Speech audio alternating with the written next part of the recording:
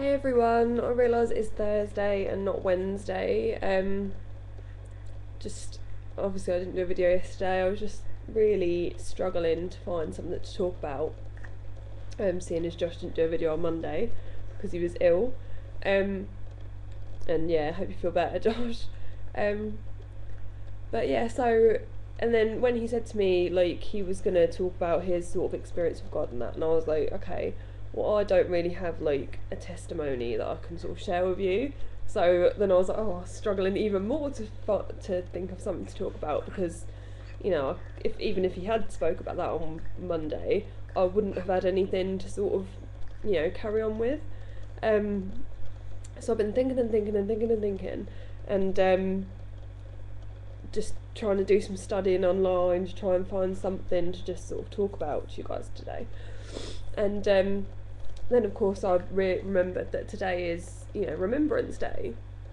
Remembering all the people who have, fought for our country in wars across the years and stuff. And it leads to the question, it's probably an age-old question, is God for or against war? And someone once said, I don't know who it was a quote that I heard in a film or a book or something that says, as long as there's a one true God, there will be wars fought in his name. And you sort of think, okay, but is that what he would want? So I've been Googling like I do, and I found a great article, and I found a good few quotes that I just want to share with you just to sort of back up sort of both sides of the argument. For starters, there is a big verse in I don't know how to pronounce it, I'm sorry, Ecclesiastes, I don't know, that's, there's a time for this, that and the other, and at the end it says, a time to love, a time to hate, a time of war and a time of peace. So that for one, I mean, there's things that, it says earlier on in the verse, it says a time to kill, there's a time for everything you can think of is in that verse, which is true, that's just life, that's how life is.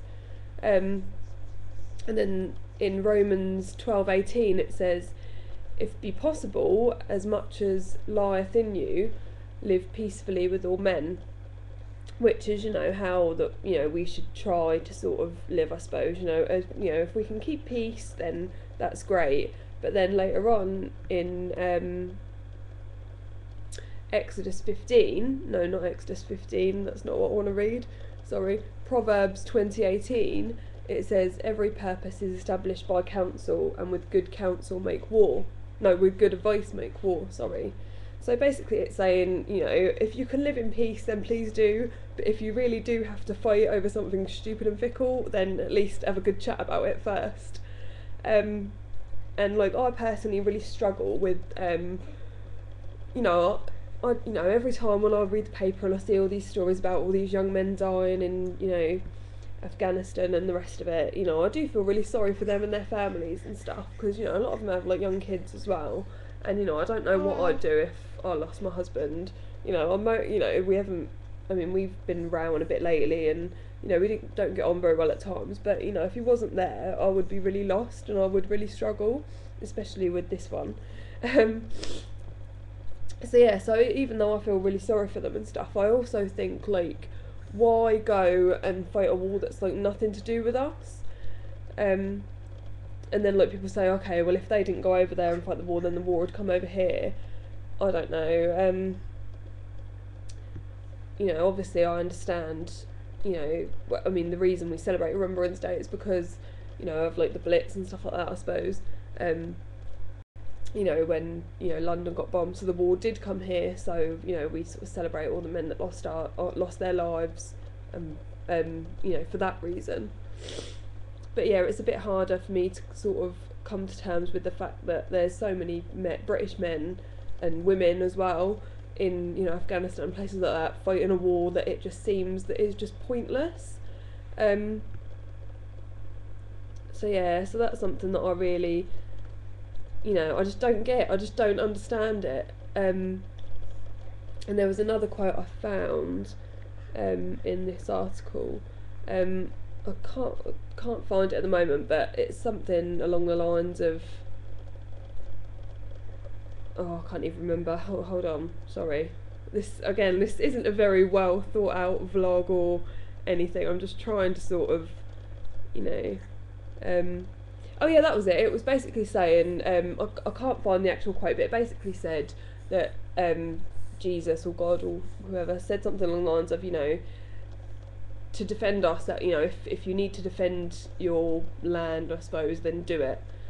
Which I suppose is why they're over there doing it. So, like I said, so the war doesn't come over here. And it says, freedom to be defended. That's not actually a quote from the Bible. I can't actually find the quote that I was originally. Oh, here's one here from Galatians 6:2. It says, "Bear ye one another's burdens, and so fulfil the law of Christ." And I don't actually get that line. It sort of doesn't really make a lot of sense to me. Maybe it means, you know, I don't know. It basically says that when Christ returns one day, there'll be peace again. So, I don't know, maybe we've just got to wait for that time, and in the meantime, you know, people will still die. But yeah, that's all I really have today. Yeah, I'm sorry it was such a bit of a, you know, not very well thought out vlog and video, and I should have written some stuff down, but I don't have a pad handy or a pen, so I didn't. And just as a side note, the reason I'm sat in my dressing gown is because when I took the kids to school this morning, I got absolutely drenched, so my clothes were upstairs drying. I didn't think there was much point putting clean clothes on when I'm not going anywhere the rest of the day other than to pick them up again. So yeah, so I'm not a complete lazy bum.